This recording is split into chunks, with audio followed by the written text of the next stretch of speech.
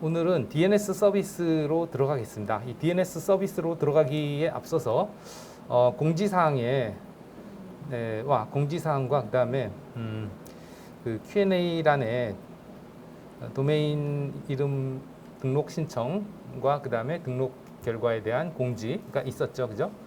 그래서 이제 등록 신청을 받아서 그 결과를 가지고 이 공지사항에 도메인 등록 내역을 그리고 이제 그러면 그 등록된 도메인을 이용을 해서 DNS 서버를 구축하는 것까지 이제 이번 챕터에서 해볼 건데요. 그걸 잠깐 봐주시면 일단 그 두 가지가 있습니다. 그래서 한 가지는 여러분들의 IP 주소, 즉 VM의 IP 주소죠.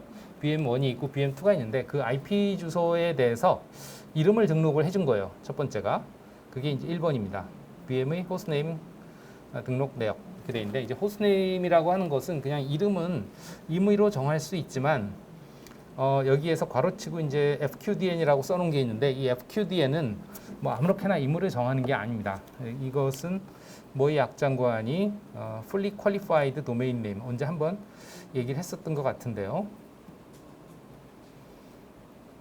왜 안 되지 실행이?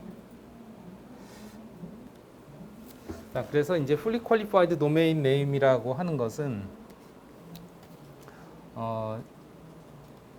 일단 이 qualified라는 건 뭔가를 만족을 한다는 뜻이에요. qualify라는 게 그 조건이 만족이 돼야 된다는 건데 이제 domain name이라고 하는 건 이제 뭐 나중에도 얘기했지만 일단 이름은 이름이죠. 근데 이제 완전하게 이제 그 어떤 조건을 만족하는 것이다. 그래서 조건은 이제 호스트 네임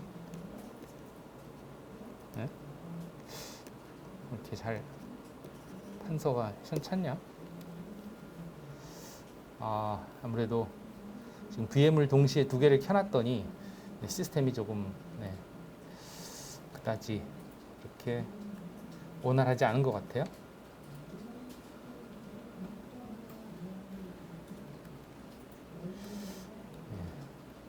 CPU도 거의 CPU는 뭐 별로 쓰이지 않는데 지금 메모리가 많이 쓰여서 그런가? 왜 그런지 모르겠네요.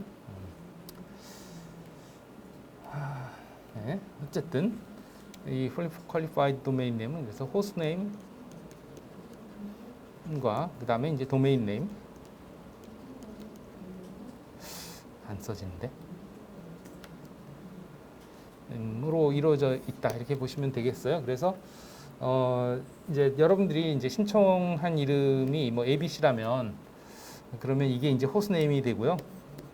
그 다음에 도메인 네임은 이제 두 가지로 등록을 해드렸습니다. dyinfo와 dynet.cf 두 가지. 그래서 뭐하고도 같으냐면 뭐 이런 거죠. www.naver.com 이와 같은 거죠. 그래서 이제 naver.com이 도메인 네임이라고 보면 되고 www가 이제 호스트 네임이라고 보면 되겠어요. 그래서 어느 도메인에 속한 어느 호스트를 나타내는 이름이다 이거죠. 그렇게 돼 있고요.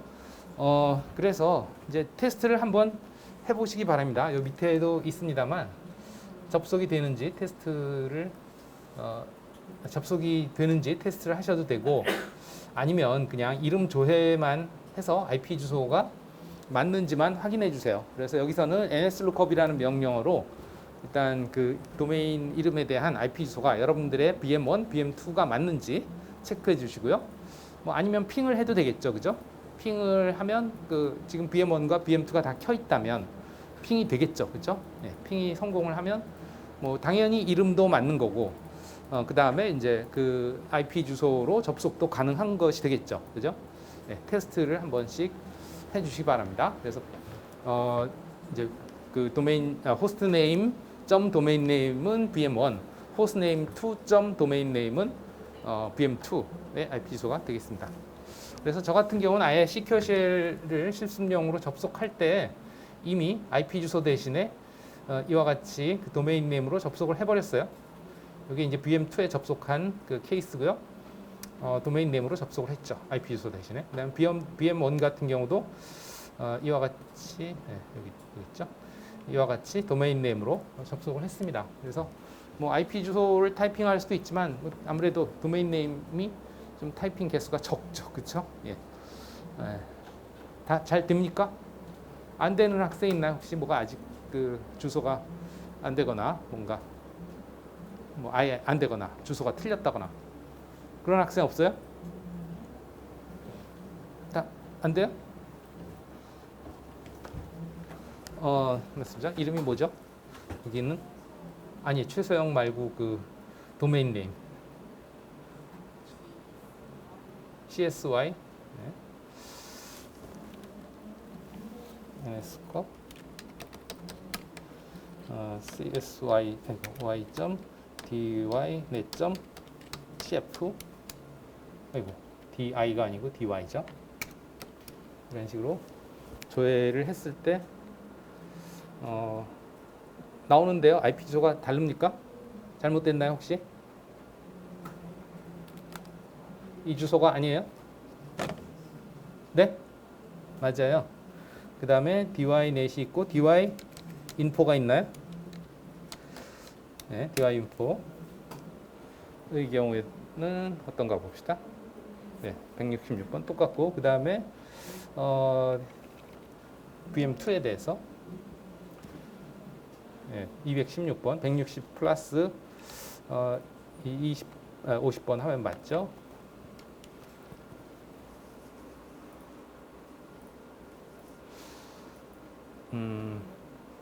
VM2에 대해서 안 되는군요. 그 VM2의 csy2.dyinfo.cf가 안 되네요. 그죠? 네. 됐어요. 처음엔 안 되는데 두 번째 하니까 네, 됐습니다. 되죠? 예. 뭐 내가 되니까 그쪽에서 거기서 안 될 이유는 없을 거예요. 뭐 이거는 내가 그냥 임의로 한 게 아니고 여기 보시다시피 우리 시스템의 PC죠. PC에 설정되어 있는 네임 서버에서 조회해 온 거기 때문에 이건 뭐 어디서 하든 이 실에서는 똑같은 결과를 가져올 겁니다. 네임 서버가 다 똑같으니까. 뭐 굳이 이 KT의 네임 서버가 아니더라도 예를 들어서 다른 네임 서버로 한번 해보죠. 클라우드 플레이어의 1.1.1.1 우리가 왜 VM의 도메인 네임 서버 설정할 때 지정해줬던 클라우드 플레이어의 네임 서버에서 조회를 해봐도 똑같이 나오네요. 여긴 더 빨리 나오네요, 그렇죠? 아니다. 이거는 네 맞아. 더 빨리 나오죠. 예. 서버를 1.1.1.1로 했더니 KT의 DNS보다 더 빠르네요, 속도가. 네. 뭐 여기에도 1.1.1.1 이런 식으로 이제 네임 서버까지 지정을 해줘서 할 수 있어요. 예. 클라우드 플레이어가 네임 서버 속도가 반응이 훨씬 빠르군요. 그냥 치면 바로 나오네. 아마 다 될 겁니다. 예. 그러면 이제 이 이름을 가지고서 그냥 IP 주소 대신에 쓸 수 있는 거죠. 이거는 내가 여러분들의 그 IP 주소를 이제 내가 가지고 있는 도메인에 대한 이제 등록을 시켜 놓은 거고요. 이제 요거는 그 네임 구조가 어떻게 돼 있냐면 fully qualified domain name인데 여기에 이제 host name 그다음에 이게 도메인 네임이죠. 그래서 이 도메인 안에 이러한 호스트들을 등록을 시켜준 거예요. 이건 내가 가지고 있는 도메인이고요. 뭐 가지고 있다기보다는 내가 등록한 도메인이죠. 물론 어쨌든 그러합니다. 그래서 그 도메인에서 이러한 이름들을 관리하고 있다. 뭐 CSY뿐만 아니고 다른 학생들, 뭐 저 같은 경우는 JS 뭐 그런 것들이 있고요. 다 호스트 네임을 이제 등록을 해서 관리를 하고 있는 거죠. 그런 상황이고 그게 이제 첫 번째고 두 번째는 뭐냐면 네임 서버 구축입니다. 네임 서버 구축. 그러니까 마치 내가 이렇게 했듯이 내가 이제 dyinfo.cf라는 도메인을 가지고 있어서 그 도메인의 호스트들을 등록하는 것처럼 여러분들도 똑같이 해볼 수 있다는 거예요. 그런데 이제 다만 다른 점은 이런 그 두 자리로 된 dyinfo.cf 이런 식으로 두 자리로 된 도메인은 보통 유료예요. 유료가 많습니다. 그렇기 때문에 이걸 등록하려면 유료예요. 그래서 여러분들을 유감스럽게 유료로는 등록시켜드리지 못하고 제가 가지고 있는 도메인을 나눴습니다. 한 단계 더 들어갔어요. 그래서 이제 3차 도메인을 여러분들한테 하나씩 등록을 시켜드렸습니다. 그러니까 호스트가 아니고 도메인을 등록시켜 드린 거예요. 마치 내가 dyinfo.cf 도메인을 등록해서 여러분들의 호스트네임을 등록시킨 것처럼 아예 그 3차 도메인을 등록시켜 드렸는데 실제 3차 도메인도 많이 써요. 예를 들면 우리 학교는 도메인이 어떻게 돼 있냐? 동양 점 네. 이거 빨리 쓰니까 안 써지네. ac.kr이라는 도메인을 쓰죠, 그죠? 그러니까 하나, 둘, 셋. 이게 3차 도메인이다. 여기에 이제 뭐 www라는 호스트 웹 서버죠. 그다음에 또 여러분들이 아마 수강 신청할 때 들어갈 것 같은데 DMIS 학사 시스템이고요. 그다음에 뭐 메일 뭐 등등 또 e클래스 뭐 등등 이런 호스트들이 이 도메인에 등록이 되어 있죠. 그래서 여러분들에게 이러한 3차 도메인을 하나씩 다 등록을 해드렸습니다. 하나씩이 아니고 2개씩 등록을 해드렸습니다. 그 두 개의 도메인은 뭐냐면 이제 여기 보시다시피 abc.dyi.cf하고 여기 ABC는 여러분들이 신청한 그 이름이에요. 그래서 이런 도메인하고 그 다음에 이런 도메인을 다 등록을 해드렸어요. 그래서 여러분들이 이제 이 도메인에 대한 관리자입니다. 그래서 그 도메인에 앞으로 이제 여기에 호스트를 등록하거나 할 수 있는 거죠. 그래서 뭐 www.ab.dyi.cf나 뭐 아니면 뭐 블로그. 뭐 abc.dyinfo.gq나 이런 호스트들을 이제 도메인 네임을 관리할 수 있다는 거죠. 등록을 하고 이것들에 대해서 이제 IP 주소 지정을 하면 지정을 해놓으면 여러분들이 이제 그 브라우저에서 www.abc.dyc.cf라고 하면 이제 그 IP 주소로 접속이 되는 거죠. 네. 그렇게 할 수 있도록 이제 여러분들에게 도메인을 등록을 해놨고요. 그럼 이제 앞으로 여러분들이 그 등록된 도메인에 대한 실제 그 호스트 관리는 여러분들의 몫인 거죠. 그거를 이제 공부를 해보려고 해요. 알겠죠? 혹시 질문 있나요? 없나요? 오케이. 그러면 이제 우리가 하려고 하는 그것이 앞에 호스트 등록 미리 해드린 거는 그냥 내가 한 거니까 그냥 그런 식으로 돌아간다 치고 이제 여러분들이 궁극적으로는 이 도메인에 대한 네임 서버 구축을 하는 게 여러분들의 목표고요. 또 한 가지의 네임 서버가 있는데요. 어떤 네임 서버냐면 방금 아까 내가 그 하나의 호스트에 대해서 조회를 할 때 이런 식으로 조회를 했잖아요. nslookup 하고 뭐 csy 저거 하고 이 뒤에 이걸 붙였죠. 물론 안 붙인 것도 있어요. 이렇게 안 붙이고 그냥 한 것도 있는데 어쨌건 이것은 다 무엇이냐 하면 결국은 어떤 동작이 일어나냐면 이 이름에 대해서 여기 있는 서버 지정을 안 해줬으면 시스템에 등록되어 있는 디폴트 서버 그 다음에 이렇게 지정을 해줬으면 지정을 한 서버 여기에 가서 이 이름에 대한 이제 IP 주소를 조회를 하는 거예요. 그런 이제 메커니즘인데 그렇다면은 결국은 이러한 IP 주소를 가지는 서버들이 이제 이러한 정보를 가지고 있냐 이거예요. 이러한 이름에 대한 IP 주소 정보를 가지고 있느냐, 즉 관리를 하고 있느냐, 즉 거기에 저 이름에 대한 IP 주소가 등록이 되어 있냐 하면 그렇지 않습니다. 그렇지 않아요. 그러니까 여러분들은 앞으로 그런 거를 만들 건데 저 서버들은 그런 용도의 서버가 아니에요. 쟤네들은 단지 그런 서버들에 접속을 해서 여러분들한테 알려주는 그런 뭐 대리자의 역할을 하는 거예요. 대리자.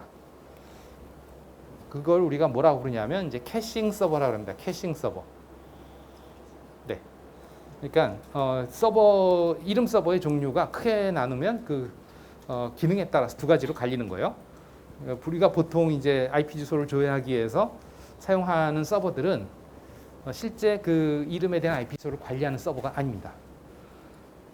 캐싱 서버예요. 그럼 캐싱 서버는 여러분들이 이제 그 캐싱 서버한테 조회를 요청하면 실제 그 도메인에 대한 IP 주소를 관리하는 서버에다가 문의를 합니다. 그 실제 그러한 것을 관리하는 서버를 우리가 뭐라고 부르냐면 authoritative 서버다 그래요. authoritative. 그래서 실제 그 도메인에 대한 이름들을 관리할 어떤 그런 권한과 책임을 가지는 서버가 되겠고, 우리가 이번 시간에 그리고 다음 시간에 걸쳐서 구현하려고 하는 게 두 가지 다예요. 그래서 이렇게 그 조회를 해주는 그런 대행 역할을 하는 캐싱 서버도 해보고, 그 다음에 방금 아까 여러분들한테 등록해드린 그러한 3차 도메인에 대한 그 네임 서버를 구축하고 그것을 운영할 수 있는 그 두 가지, 즉 오서리터티브 서버까지 다 구현을 해보려고 합니다. 뭐 할 건지 알겠죠? 네? 근데 물론 이런 서버를 직접 구축을 여러분들이 뭐 해보긴 하지만, 사실 이 도메인 네임 서버들을 직접 구축하는 방법도 있고, 우리 학교 같은 경우도 지금 방금 아까 봤던 이 동양.ac.kr 이 도메인에 대해서 직접 서버를 구축을 하고 있어요. 뭐 아시는지 모르겠지만, 우리 학교의 이 도메인에 대해서 이런 것들을 관리하고 있는 서버는 203.237.167.3번과 4번 두 개의 네임 서버입니다. 네. 이 두 개의 네임 서버가 이제 우리 학교에 www, 뭐 DMS, 뭐 메일, 여러 가지 또 doit 뭐 등등 다양한 호스트 이름들을 관리를 하고 있어요. 네. 그러면 여러분들이 뭐 여기서 조회를 해보면 여기서 nslookup www.동양.ac.kr 하고 조회를 해보면 이렇게 응답이 나온 것은 이제 여기에 이제 우리가 물어본 거란 말이에요. 그러면 얘는 이제 대행 서버로서 궁극적으로는 여기 가서 물어보고 그 결과를 가져와서 나한테 돌려준다.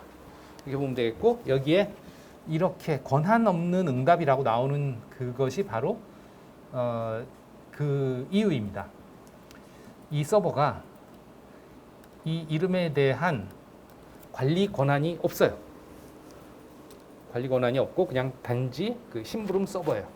그렇기 때문에 나는 내가 직접 관리하는 그런 이름이 아니고 가서 대신 가져와서 보여주는 거다 하는 것을 표시한 게 이 권한 없는 응답입니다. 그래서 만약에 여러분들이 이제 이 서버에다 직접 질의를 해보면 그런 메시지가 안 나올 거예요. 실제로 한번 해볼게요. 그래서 www.동양.ac.kr에 대해서 이제 nslookup을 하는데 203.237.167.3번, 즉 우리 학교의 그 authoritative name 서버에 질의를 해보면 똑같이 결과는 나오겠지만 어때요? 권한 없는 응답이란 말이 없죠? 그죠? 왜냐하면 얘는 권한이 있기 때문에, 얘는 이 이름을 관리할 권한과 책임을 가진 그런 서버입니다. 그렇죠? 알겠죠? 그래서 요 응답이 나왔을 때 이것의 의미가 그런 것이다. 나는 캐싱 서버로서 가서 네가 심부름 시켜서 그냥 해온 거다. 심부름 해온 거다. 이거는 이제 실제로 내가 이것을 관리하는 서버로서 정확한 권한을 가지고 너한테 응답을 하는 거다. 질문 있나요? 없죠? 네. 오케이. 자, 그러면 이제 PPT 자료에서 우선 도메인 네임 시스템 DNS라고 되어 있는데요. 도메인 네임 시스템의 약자인데요. 시스템을 또 썼네. 그냥 DNS에 의해. 그래도 뭐 안 될 건 아니죠. 어쨌든 우선 도메인 네임 시스템이 어떻게 돌아가는 건지 그 전반적인 구조를 좀 공부를 해야 될 것 같아요. 왜냐하면 방금 아까 얘기한 그런 서버를 구축을 할 때 그런 기본 구조를 알고 있어야 그 서버를 구축하는데 훨씬 이해가 잘 됩니다. 안 그러고 그냥 무작정하면 이게 도대체 왜 이렇게 돼야 되는지 뭐 그런 게 이해가 안 돼요. 그럼 나중에 이제 여러분들이 직접 스스로 뭔가를 하려고 하면 그냥 실습해 본 거 가지고는 잘 이 감이 안 올 수가 있거든요. 그래서 일단 이 도메인 네임 시스템이 어떤 구조로 어떤 원리로 돌아가는지를 일단 이해를 해야 서버가 이런 식으로 돌아가야 되니까 이렇게 뭐 설정을 하고 이러한 정보들을 필요로 하겠구나 하는 것들을 알 수 있다 이거죠. 네. 그래서 일단 이해를 하고 그 다음에 이제 아까 얘기했던 그런 캐시 온리 서버, 캐싱 서버라고도 부르는데 이거를 구축을 하고 그 다음에 이제 오토리터티브 서버, 여기 이제 권한 있는을 얘기할 때 오토리터티브라는 뜻이에요. 서버를 구축하고 그 다음에 마지막 DNS 보안이 있는데 이건 뭐 시간이 되면 하겠지만 사실 지금 학기 말에 벌써 다가오고 있고요. 네, 생각보다 시간이 없을 것 같아요. 이거는 뭐 여러분들이 할 수 있으면 이 3학년 때 서버 보안이라는 과목이 또 있으니까 그런 과목들에서 뭐 하면 좋지 않을까 이렇게 생각이 듭니다. 네. 어쨌든 네. 합시다. 그래서 뭐 도메인 네임이라고 하는 것은 뭐 일단 IP 주소가 실제로 IP 네트워킹에서 사용되는 주소의 개념이지만 그 주소는 뭐 일단 표기도 어렵고 외우기도 어렵기 때문에 그걸 어떻게든 이름으로 좀 바꿔서 써보자 하는 그런 데서 출발을 한 거죠. 마치 전화번호부와 비슷한 그런 개념이죠. 전화번호를 외우기 힘드니까 전화번호부에 뭐 친구 누구 뭐 이런 식으로 저장해 놓으면 편하잖아요. 그렇죠? 그것과 비슷해요. 그래서 인터넷 초기에는 사실 인터넷상에 호스트 개수가 많지 않았어요. 어제 그 인터넷의 역사 타임라인에서 설명했지만 최초에는 두 대의 컴퓨터가 이제 서로 연결된 것이 시작이란 말이에요. 거기서부터 뭐 출발을 해도 뭐 초창기에는 사실 몇 대 없었어요. 한 10년이 지나도록 10년까지는 모르겠는데 한 5년 이상 지나도록 뭐 수천 대도 안 됐단 말이에요. 그러니까 실제 서로 연결될 만한 시스템은 왜냐하면 전 세계상에 뭐 터져 있는 컴퓨터들이니 그 중에 내가 실제 연결하고 싶은 컴퓨터는 뭐 몇 대나 있겠어요, 그죠? 그러니까 실제 내가 관심 있는 컴퓨터들에 대해서만 이름이 필요했죠. 그래서 그런 이름들을 뭐 그냥 수동으로 어떻게든 어찌어찌 알아서 그 이름을 내 컴퓨터에다 저장을 해놓고 썼어요. 그 파일 이름이 etc 밑에 리눅스의 경우에 그 당시에도 이제 유닉스라는 컴퓨터가 가장 핫하게 그리고 가장 대중적으로 여기서 대중이라는 건 일반 사용자가 아니고 인터넷의 사용자 중에 여기서 인터넷 사용자는 뭐 70년대 초반 80년대까지만 해도 대부분 대학이나 연구소나 또는 뭐 정부기관의 일부만 쓰던 그런 시절이었습니다. 그래서 뭐 기껏해야 뭐 수백 수천 대, 뭐 전 세계적으로 뭐 수만 대 그 정도만 있던 시절이었고 그러면 그들 간에 서로 연결하기 위해서 이름이 필요했는데 그 이름 뭐 물론 주소로 하면 되겠지만 주소는 외우기 힘드니까 이름으로 하면 편하니까 그런 이름을 이제 내 호스트 파일에 등록을 해놓고 썼다. 그래서 cat/etc 밑에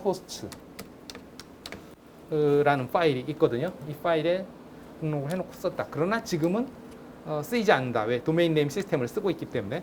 그래서 여기 등록된 걸 보면 뭐 그냥 자기 로컬 호스트밖에 없어요. 그죠? 그래서 127.0.1이라는 IP 주소 대신에 이러한 이름들을 대신 쓸 수 있다 하는 거예요. 그러니까 여러분들이 뭐 핑 로컬 호스트 하면 사실은 핑 127.0.0.1 하는 거하고 똑같은 효과를 낳는 거죠. 그럼 여러분들이 여기다가 뭐 네이버의 주소를 넣고 www.naver.com 해놓으면 핑 www.naver.com 하면 네임 서버를 줘야 하는 대신에 여기 있는 IP 주소로 접속을 합니다. 핑을 합니다. 이게 우선적으로 사용이 돼요. 그리고 여기에 없는 거에 대해서는 이제 네임 서버를 조회를 하는 거죠. 네, 그렇게 이해를 해주시면 되겠어요. 어쨌든 그렇게 사용이 됐었는데 그것도 이제 그 사용자들이 늘어나다 보니까 누군가는 중앙에서 관리를 해주는 게 좋겠다 해서 이제 그 버클리 대학의 연구소에서 SRI라고 하는 시스템 리서치 인스티튜트라는 그 연구소에서 어떤 분이 관리를 시작했어요.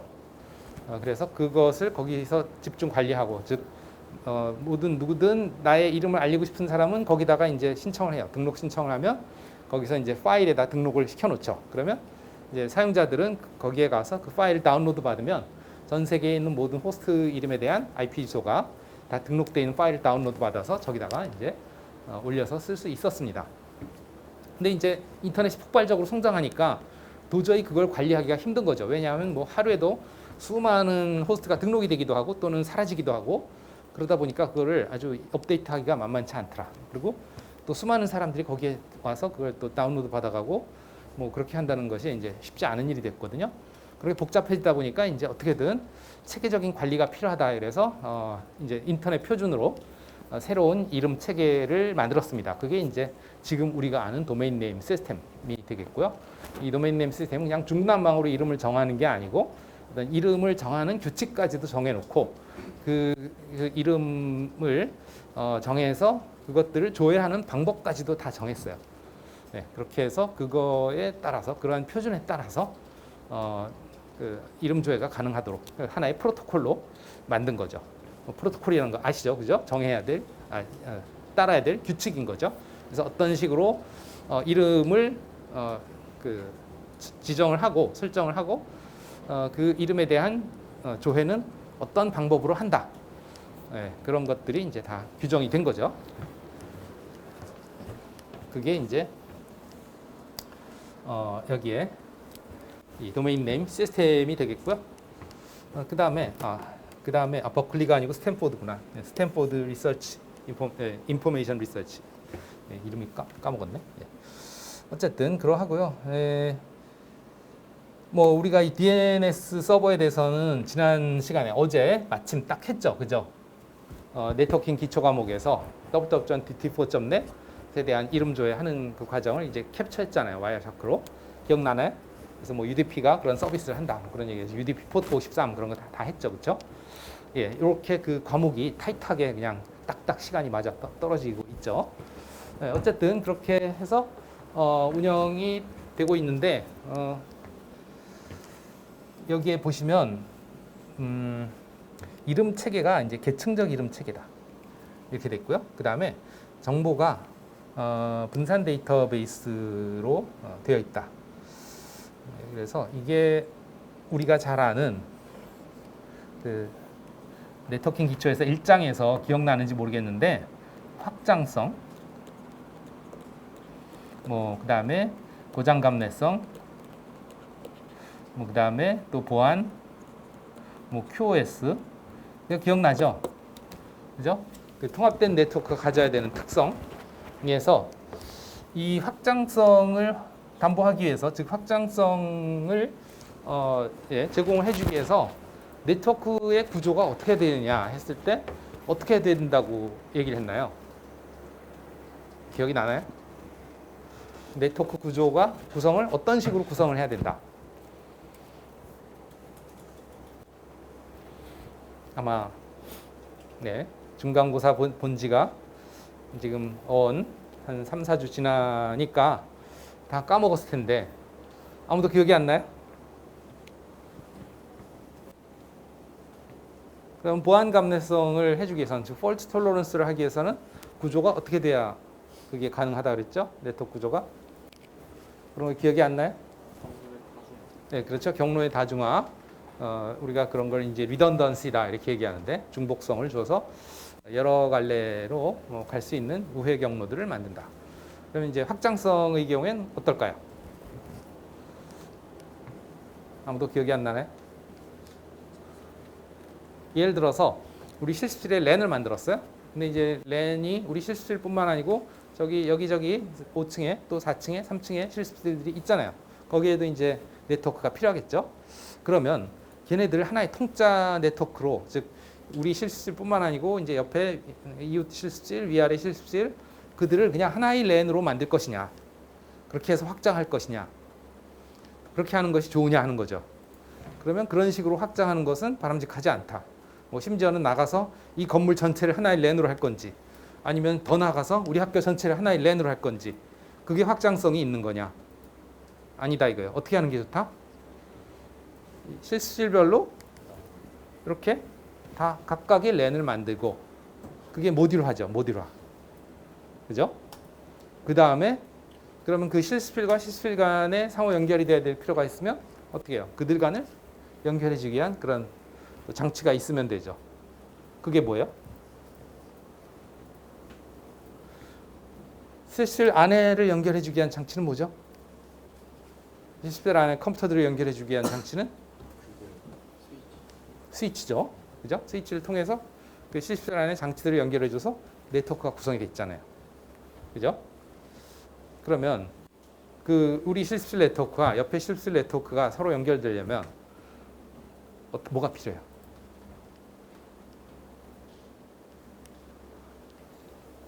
네? 뭐가 필요해요? 라우터가 필요하죠. 그죠? 라우터라는 장치를 통해서 네트워크와 네트워크 간에 연결하죠. 그런 게 뭐예요? 계층화죠. 계층화. 그죠? 그러니까 호스트들을 연결해주는 장치. 그렇게 해서 랜이 구성이 되고, 그럼 그런 랜을 서로 연결해주는 장치. 그런 식으로 이제 계층화돼 가는 거죠. 트리 구조처럼. 네. 바로 그거죠. 모듈화와 계층화가 뭐예요? 네트워크의 확장성을 담보해준다 하는 거죠. 그것처럼 이 이름 체계도 이와 같이 계층화 시켰고요. 그 다음에 분산 데이터베이스라는 건 결국은 모듈화 시킨 거죠. 그래서 예를 들면 이름은 www.naver.com 이런 식으로 점점점 해서 계층화 시켰어요. 그 계층에 대해서는 얘기하겠습니다만 우선 콤이라고 하는 것이 무엇이냐? 그러면 콤은 어떤 상업적인 기관, 커머셜을 나타내는 그 이름입니다. 그래서 .com에 해당하는 그 이름을 가지는 기관들은 대부분 상업적인 기관들이에요. 회사죠. 쉽게 얘기하면 일반 회사, 상업적인 회사. 그 다음에 그러면 .com만이 있냐? 아니죠. 또 뭐가 있나요? 혹시 아는 거 있나요? .net, .org 이런 게 있죠. 그럼 .net은 뭐냐 하면 그 네트워크 운영 기관들에 해당되는 그런 이름이에요. 그 다음에 .org는 비영리 기관들이 경우에 해당되는 이름이에요. 이런 식으로 기관의 성격에 따라서 이렇게 모듈별로 나눈 거예요. 알겠죠? 모듈별로. 그래서 이제 뭐 비영리 기관에 그 관련된 이름들, 상업적인 기관에 관련된 이름들, 또는 뭐 네트워크 운영 기관에 관련된 이름들, 또 뭐가 있냐? 뭐 우리나라는 잘 쓰지 않지만 미국 같은 경우에 이제 대학들 경우에 .edu라는 그런 이름을 씁니다. 에듀케이션의 약자죠, 그죠? 그래서 4년제 대학이나 뭐 2년제 대학 뭐 다 전부 edu를 쓰기도 해요. 어쨌든 그렇게 edu. 또 그다음에 뭐 우리나라는 쓰지 않고 미국에서만 쓰는 건데, 왜냐하면 이 이름 체계 자체가 이제 미국에서 처음 만들었기 때문에 .mil이라는 게 있어요. mil은 밀리터리, 그 군이죠. 그래서 미군들은 이제 .mil을 쓰고 있고요. 또 뭐 국제기관, 뭐 UN이라든가 이런 것들은 .int를 씁니다. 이런 식으로 이제 성격에 따라서 이렇게 모듈화 시켰어요. 좀 맨 끝에 단어들이죠. 뭐 요즘은 근데 그런 게 많이 흐려져서 뭐 .삼성, .현대, .프라다, 뭐 .구찌 이런 거 다 있어요. 예, 그 맨 그 오른쪽에 이름들을 그냥 무차별로 거의 등록을 합니다. 아주 뭐랄까 그런 도메인 네임에 대한 수요가 많아지다 보니까 그냥 그 하나의 기관도 그냥 그런 식으로 바로 자기의 이름을 등록을 할 수 있게 그렇게 만들었습니다. 그런데 이제 원래는 이제 그런 식으로 돼 있었고요. 아까 얘기한 대로 뭐 그 기관의 유형별로 나눠졌고, 그럼 그 기관의 유형 안에서 이제 콤 기관 중에 이제 뭐 예를 들면 마이크로소프트 또는 네이버, 애플, 뭐 현대, 삼성, 닷컴이죠. 다 그 상업 기관이기 때문에. 그래서 뭐 애플.com, 네이버.com, 마이크로소프트.com 이런 식으로 그 하나의 그 성격에 대한 기관에서 이렇게 가지쳐 나오는 거죠. 가지쳐 나와서 그 실제 그러한 상업적인 기관의 이름들을 이제 또 이름으로 지정을 할 수 있죠. 그 다음에 이제 네이버면 네이버에서 또 자기네 그 회사에서의 호스트들을 www 웹서버, 그 다음에 블로그, 그 다음에 카페, 그 다음에 메일, 그 다음에 또 뭐가 있나? 지도, 맵, 뭐 등등 그런 식으로 이제 어떤 특정 서비스를 위한 서버에 대한 이름들을 이제 지정을 해줄 수 있다. 이런 식으로 이제 가지치기를 해나가는 거지. 이 가지치기가 뭐예요? 바로 계층화죠. 네, 그런 식으로 이제 그 하나의 성격을 나타내는 이름부터 해서 그 실제 그 기관을 나타내는 이름, 그 기관 밑에 호스트들을 나타내는 이름, 이런 식으로 이제 계층화시켰다. 네, 그렇게 함으로써 이제 확장성을 담보할 수 있게 만들었고 실제로 서비스를 할 때도 그런 서버들이 이렇게 분산이 될 수 있게 된 거예요. 각 도메인별로 분산이 되게도 할 수가 있고 서비스 서버 그렇죠? 이름 서비스도 이 계층화 시켜서도 또 그 도메인의 그 계층에 대한 이름 서비스를 할 수 있어요. 그래서 모듈화, 계층화가 서비스에서도 다 이루어집니다. 이름에 대해서도 모듈화, 계층화가 되어 있지만 그런 이름에 대한 서비스조차도 이제 모듈화, 계층화를 이루고 있다. 네, 이렇게 이해를 하시면 되겠습니다. 예를 들면 여러분들한테 제공을 해주는 dyinfo.gq인가? dyinfo.gq 맞나? 네. dyinfo.gq 도메인 자체는 요거는 제가 관리해요. 이 도메인은. 그래서 여러분들한테 그 밑에 하위 도메인, 요 도메인을 여러분들이 관리하도록 그렇게 위임한 거죠. 그러니까 이게 이제 호스트 이름이 아니에요. 이거 전체가 도메인 이름입니다. 아까와 달리. 그러면 이제 내가 이 도메인을 관리하고 있고 여러분들은 이제 이 도메인을 관리하는 거죠. 이런 식으로 관리도 이렇게 계층화시켜서 할 수 있는 거예요. 다 하는 게 아니고 물론 다 할 수도 있겠지만 아까도 얘기했지만 이제 확장성을 고려하면 그렇게 다 하는 것보다는 계층화시켜서 관리를 한다.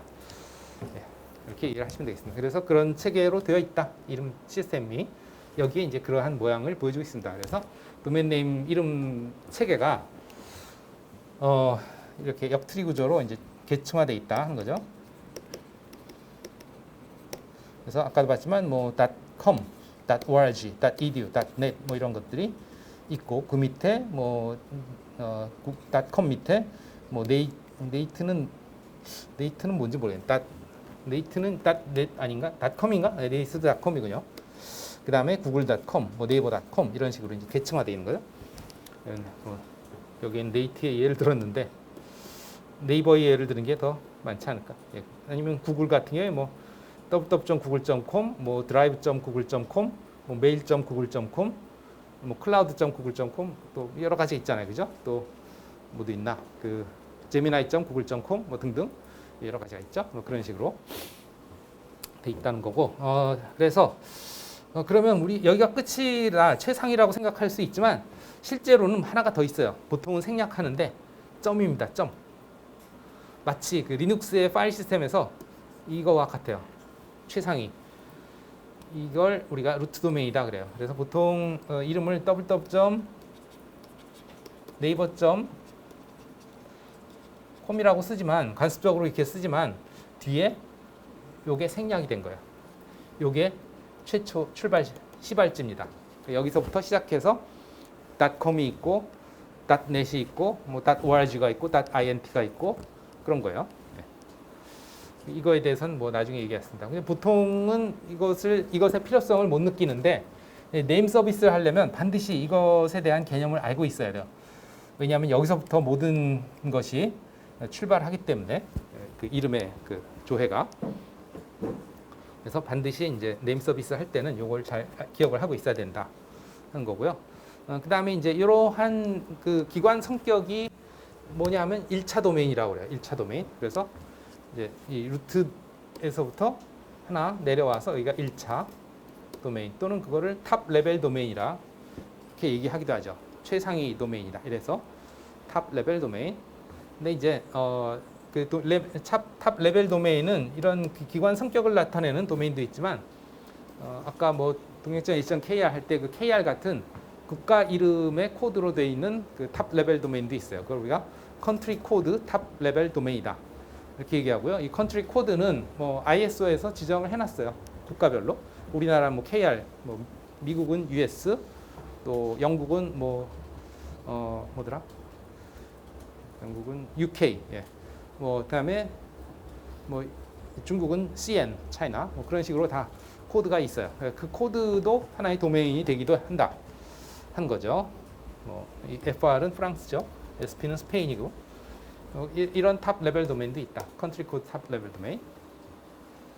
그 다음에 이제 이런 그 기관의 성격을 나타내는 도메인은 우리가 뭐라고 그러냐? 지네릭. 보통 일반적인 탑 레벨 도메인이다. 이건 컨트리 코드 탑 레벨 도메인이다. 요즘 뭐 GTLD가 이런 기관의 성격뿐만 아니고 아까 되겠지만 뭐 아주 다양한 것들이 많다. 그냥 이제 그 일반 기관들도 바로 그 탑 레벨 도메인을 등록을 한다 이거죠. 아까 일단 뭐 삼성, 뭐 현대 뭐 등등 다 그런 식이에요. 어쨌든 그러하고 그냥 이러한 기관의 성격 밑에는 실제 이제 그 기관들이 등록을 하죠. 아직은 대부분 요 도메인을 등록을 많이 합니다. 기관들이. 그 다음에 이제 이런 컨트리 코드의 경우에는 그 다음에 바로 등록을 하는 게 아니고 대부분 여기에도 이제 마치 여기에서 1차 도메인처럼 탑 레벨 도메인처럼 기관의 성격별로 이게 나눠지죠. CO는 컴퍼니, 마치 여기서의 CO문과 비슷하고요. 그냥 OR는 여기서의 ORG와 비슷해요. 그래서 예를 들면 우리나라의 무슨 뭐 비영리 기관 같은 경우에 momo.or.kr 이런 식으로 돼 있죠. 그 다음에 뭐 학교 같으면 이제 ac.kr 아카데미 KR 이렇게 돼 있죠. 그래서 동양.ac.kr이 이거죠. 그런데 이제 우리나라에서도 이 국가 도메인의 바로 밑에 그냥 그 기관의 이름을 등록을 할 수 있게도 하고 있어요. 예. 또는 개인의 이름을 하기도 하죠. 그래서 뭐 .kr 할 때 뭐 그냥 js.kr 뭐 이런 식으로 등록을 할 수 있는 거예요. 제가 그런 것들도 이제 허용을 하고 있습니다. 최근에는. 그러나 이제 전통적으로는 이렇게 기관의 성격, 그 다음에 이제 3차 도메인이 뭐 삼성.co.kr, 뭐 lg.co.kr 이런 식으로 이제 3차 도메인이 보통 기본 등록 도메인이다. 기관에서 등록하는 도메인이다. 이렇게 보시면 되겠습니다. 그래서 이제 컨트리 코드의 경우에 한 단계가 더 들어간다. 국가 코드가 1차로 들어가서 이거에 비해서 한 단계 이렇게 밀린다. 이렇게 보시면 되겠죠. 네. 그래서 그들을 최대 128계층까지 이렇게 계속 뭐랄까 가지 쳐나갈 수 있다. 물론 128단계까지 실제 쓰지 않죠. 길어야 보통 3개나 4개 단계까지 가죠. www.동양.ac.kr 4단계죠. 그죠? www.naver.com 3단계죠. 여러분들은 이제 3차 도메인을 관리를 하도록 그렇게 했기 때문에 기본적으로 4개가 되겠지. 보통. 네. 호스네임, 그 다음에 도메인 네임 3자리. 질문 있나요? 아이고, 시간이 벌써 이렇게 갔는데. 네. 뭐 임의로 그거는 계속 파생시켜 나갈 수 있어요. 여러분들이 나한테서 관리를 받았으니까 여러분들이 또 다른 사람한테 4차 도메인을 또 나눠줄 수도 있어요. 네. 뭐 그 사람한테 뭐 이 도메인을 관리해라고 줄 수도 있다 하는 거죠. 네. 그런 방법에 대해서는 뭐 우리가 또 얘기를 할 겁니다. 네. 쉬었다가 해야 되겠죠? 시간이 다 됐으니까.